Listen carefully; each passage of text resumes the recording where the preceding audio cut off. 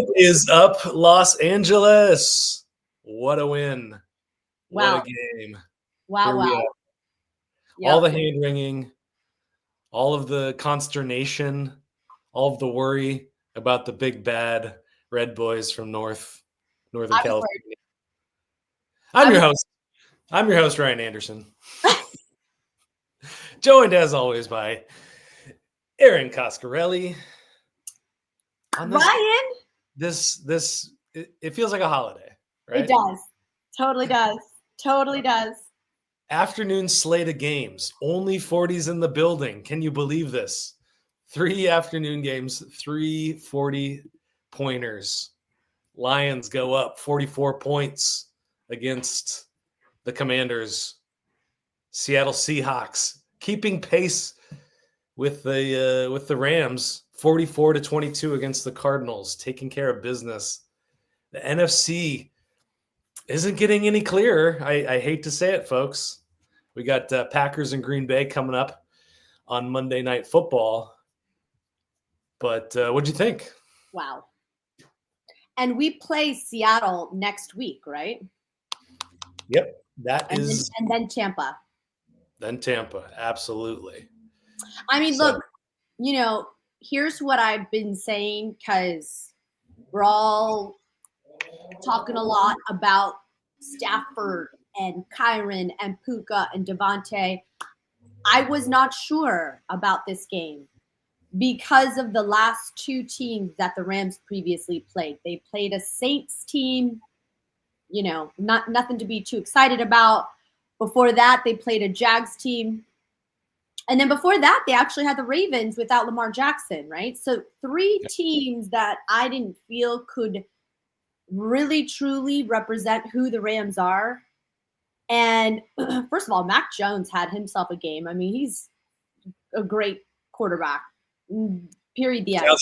Kyle Shanahan's still good at football. CMC still good. George Kittle. Exactly. Good. You still have to worry about this Niners, regardless of, you still have Kittle, you still have C-Mac, Mac Jones played great considering. And I feel like, I don't know, the former tight ends coach who was playing as a tight end, coaching as a tight ends coach under Kyle Shanahan in 2010 with Washington, it's not lost on me. The numbers in terms of 13 personnel, I tweeted something out about what Jordan Rodriguez posted, which is, I want to say 40% of the time. Let me see if I can just pull it up. Let's just pull it up. People. Yeah. That was one of the things I wanted to see. Go ahead and look it up and I'll talk through this. But yeah, it was one of the things I wanted to see. What was it going to look like? 13 personnel this time around in this particular game.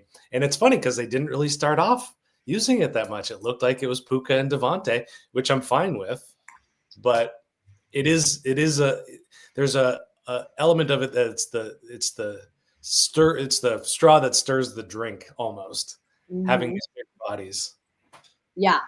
So Jordan Rodriguez, who is an incredible reporter, she's with The Athletic. She said the Rams have been in 13 personnel on 41.7% of offensive snaps so far today, per Next Gen Stats, that they have a 68% success rate and 4 of 6 touchdowns out of the personnel grouping.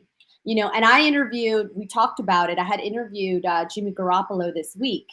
And I just said, because it was it's been nice as we've spoken, you and I. It's been nice to be in the Rams building. So much credit is dished out. And when we heard from Stafford on Wednesday, to see where this Rams offense started without their starting quarterback the entirety of training camp, and then to see that they now have the number 1 passing offense. Stafford has the most passing touchdowns in the NFL.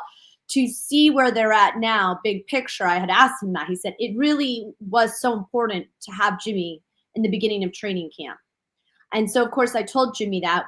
I interviewed him this week, and I said, what are you seeing in the quarterback room that is making Stafford so dangerous? And he just said that. He said that his ability to distribute the ball around. And we've seen that since the Jags game, right? Remember, Puka wasn't there. Puka was out, and they threw the ball to 10 different receivers. That's what makes this team so difficult to defend, is what Jimmy said. And it doesn't look like it's stopping anytime soon. No, you're absolutely right about that. And it's been, it was such an area of frustration where it was the Puka show over and over every week. He'd have northwards of 15 targets or something like that. I can't remember exactly, but it's nice to see it spread around, and it's really opened this offense up, and it feels like a McVay offense again, even though it doesn't look like our traditional McVay offense that we were used to. But I wanted to shout out Terrence Ferguson. Not going to give him a game ball on this one just because he has one reception for 32 yards. But he's a true vertical threat. Right now, he leads all tight ends in average depth of target, 22 yards. The next guy is at 13.3. That's about 10 yards more that he's being targeted. And you can feel that presence. And all the routes that he's run are all long routes. I've already just, laid this out, but it adds an element to this team that has been missing maybe he's like the true X receiver, rather than a tight end. I don't call him a tight end necessarily because he's so much faster and leaner than most of the guys. But yeah, it's pretty incredible seeing him on this offense. I also want to shout out the running game. Well, let's back it up just a second. This 49ers defense is terrible. They're so bad. The 49ers defense? The 49ers defense is terrible. There were plays where guys were wide open, it felt like 10 yards around them, running plays, just nobody. You could drive the Mack truck, the proverbial Mack truck through, and they're just picking up chunks of yardage. Last I checked, they were doing about 5 yards a carry, which is insane. Hardly any pressure on Stafford. They had to blitz. They almost blitzed on 50% of his dropbacks because they weren't getting there with. Don't listen, Rob Saleh. Don't listen. Yeah. And they blitz at a really low rate, around 20%, somewhere around there. So they had to up that to try to combat Stafford. And we can't really talk about this team without talking about just how much control Stafford has, like you were saying, over this offense. It truly feels like his team. It feels like he's the driving force behind everything that's good that's happening, and everybody else is just kind of benefiting Sean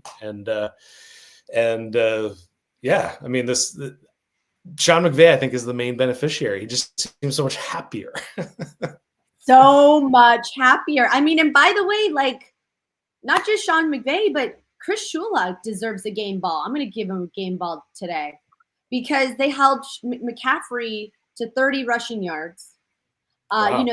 Their run defense has really been impressive, which was obviously a massive issue last year. Jared Verse with the blocked, PAT. Byron Young stuffing C-Mac on 4th and 1. I want to say it was it was in the second. Yeah, it was near the end of the second. Nate Landman, another forced fumble.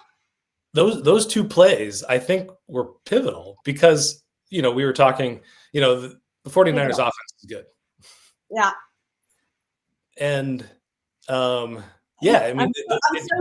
so jazzed right now. It's like crazy. I'm putting my hair up. Gotta get ready. Get ready to go to war. It was, this is a good offense, and they took care of business early on. They went up by 20 points, 21 points, and it was just the rest was history from there. And this is kind of what you wanted to see.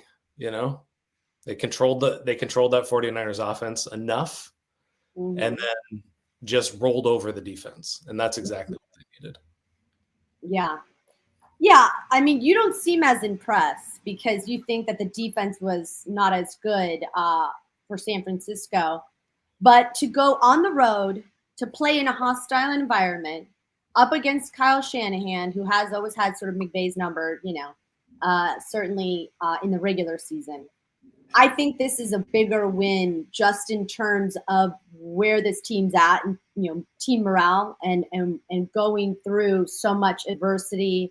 Certainly what they have been used to years previously. I had spoken to Steve Avila this Friday, I want to say. And, look, they tried out a new kicker. Okay. Everybody was wondering what's going on with Harrison Mavis. He's never kicked in an NFL game. He'd only played at the UFL level. To make a big change in terms of their special teams ahead of a divisional road matchup where I think if they lost to San Francisco, they wouldn't have been able to make it back in terms of numbers or that record in the conference. I want to say the Rams are undefeated in the AFC, but when it comes to, obviously they lost to the Eagles, they lost to the Niners. There would have been a lot of catching up to do. Yeah. And Steve Avila just said, hey, look, this is like the first time, because I think this is year 3 for him. He's like, this is the first time we've ever had this kind of a record heading into where we're at. Normally they're behind the 8 ball, right around the bye. And this time, their record is as good as it was when they, obviously made that Super Bowl run in 21. So, I think this is a bigger win in terms of morale, things to learn from, getting to see, they've seen Mac Jones again on tape. The defense made the right adjustments and really rendered that offense.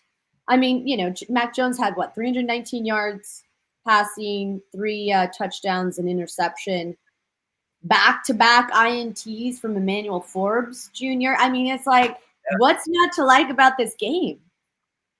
Yeah, no, I mean, I'm thoroughly impressed, and this is what I knew this team was capable of, and that's why I was critical early on, especially on the offense. Mm-hmm. And it's like it's not like they've traded places, but the offense is making a game so much easier on the defense now. It's so much. They don't have to rescue this team. Mm-hmm. The offense is putting themselves out in front, and then just keep them there. And I think that this week, you said it perfectly. I mean, in terms of the standings, where they are in the NFC pecking order, it was critical. They needed this game 100%. Absolutely. Seattle Seahawks put up 44 points against divisional opponent, the Cardinals. And that, I mean, I don't want to get ahead of ourselves. Let's enjoy this. Everybody clink a glass tonight. And we'll dive into Seattle, when that's here. But yeah, I mean, this is everything we wanted to see from this team. I feel like on both sides of the ball. Special teams, was it a stellar performance on special teams? You don't need it. You got 2 punts. You only need, they only punted twice. So really, really great stuff. I mean, who else? I wanted to shout out Braden Fisk for a big game, 5 pressures from him. We haven't heard his name a ton from the defensive line. Emmanuel Forbes, another, that's an interesting story. I'd love, you should dig into that. Talk to Shula, talk to Aubrey Pleasant if you get a chance to talk about his trajectory and where he's come from. I was wondering about Roger McCreary, and I don't even know if he played in this game, to be honest with you. Do you recall seeing him? Everything was there was so much stimulation for me with this game. I'm just trying to see some of my notes that I took while I was watching the game. Yeah, right. But, I mean, even from the beginning of the game, there was so much diversity, and they ran 13 personnel in the first part of the game, and then of course the 12-yard. I don't know. Yeah, I mean, look, it was a game where I think the juices are flowing We're really starting to see a confidence out of this team with a positive record. And my biggest concerns, I would say, down the stretch for me is week 15. They're playing the Lions at home. And then obviously they've got the Seahawks on deck. Twice. Yeah. Yeah, for sure. Yeah, twice. Yeah, absolutely. Right. So, I mean, I think you can't, I mean, it doesn't get better any better than this in the regular season. So really positive things, lots to take home and just feel good about. So I think, we can probably call this one a little earlier than we usually do, but I appreciate you guys for tuning in to this live episode, live reaction. We will have Nate Atkins of the Athletic on Tuesday. So definitely tune in for that. We'll break it down in this game a bit more and see what his perspective was and what he's hearing and seeing on the inside of the building as well. But I know you guys have a lot of options out there for what to watch and ingest after a game. And I always appreciate you guys tuning in, checking us out. And man, I love doing this and I get to do it for you. This is your show. I call it your Rams LAFB show because it's yours. And like and subscribe, tell your friends, and keep the comments coming. And we'll see you next time. Yeah. Great. Thanks, guys. Bye.